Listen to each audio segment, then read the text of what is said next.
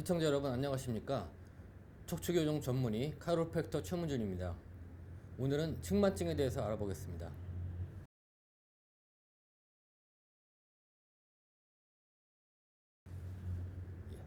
척추가 곧지 않고 옆으로 휘어져 커브를 만드는 것을 측만증이라고 합니다. 통상적으로 흉부 갈비뼈의 한쪽이 뒤로 튀어나오는 모양을 만듭니다.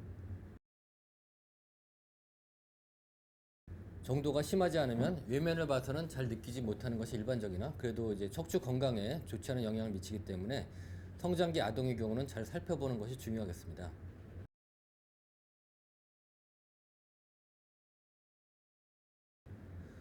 측만증의 원인은 크게 구조적 측만증, 기능적 측만증, 특발성 측만증, 그리고 선천적 측만증으로 나눌 수 있겠습니다. 그 중에 특발성 측만증은 주로 청소년층에서 많이 나타나는 것이고요. 아직 특별한 원인은 규명되어 있지 않습니다. 주로 아동기에서 시작돼서 청소년기에 급속히 발달합니다. 또한 대부분의 경우 여자아이에게서 주로 많이 나타난다는 특징을 가지고 있습니다. 이것은 대부분 통증이 없어서 자극하지 못하고 나중에 아주 악화된 다음에 발견되는 경우가 많습니다. 구조적 측만증은 척추뼈 자체 이상으로 휘어지는 것이고요. 기능적 측만증은 이를테면 하부 척추의 야탈구나 골반의 틀어짐 등 하부 조직이 기울어져 있을 때 몸의 중심을 잡기 위해 상부 척추가 옆으로 휘어진 상태를 말합니다. 역시 대개 여자아이에게서 많이 나타납니다.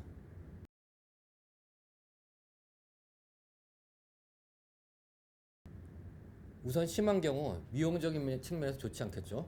대개 오른쪽 갈비뼈가 후방으로 튀어나오는데 티를 입으면 이제 두드러질 수가 있고요. 그래서 외모에 자신감이 없어질 수도 있습니다. 그리고 척추 건강의 문제입니다. 좌우가 대칭적이지 않은 척추는 한쪽의 근육이 경화되고 통증이 일어나며 아탈구 위험성도 무척 높아집니다. 그 밖에 디스크와 같은 질환의 위험도 높아지며 잦은 피로감을 호소하는 일이 무척 많습니다.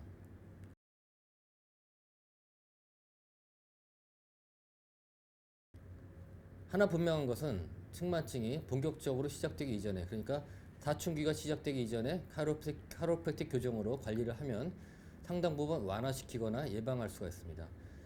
기능적 측만증의 경우는 거의 100%에 가까운 효과를 보며 특발성인 경우도 상당 부분 완화가 가능합니다. 선천성의 경우는 뼈 자체가 기형인 경우라서 어찌할 수가 없기는 합니다. 가령 척추의 세그먼트가 한쪽으로 이런 식으로 웨지가 져 있는 경우라면 달리 방법이 없겠죠. 다만 측만증이 상당히 진행되어 있는 경우도 카이로프랙틱 치료를 하면 측만증 종류에 따라서는 완치가 될 수도 있고요. 적어도 어느 정도 완화는 될 수가 있습니다. 특히 여자아이의 경우는 관심을 가지고 지켜봐야 됩니다.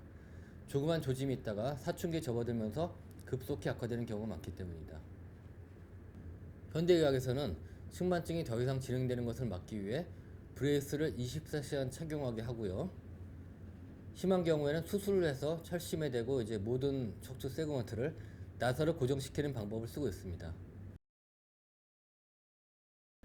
이것으로 측만증과 그 예방에 대해서 알아보았습니다. 다음번에는 척추 건강과 자녀의 성장에 대해서 말씀드리겠습니다. 시청해주셔서 감사합니다.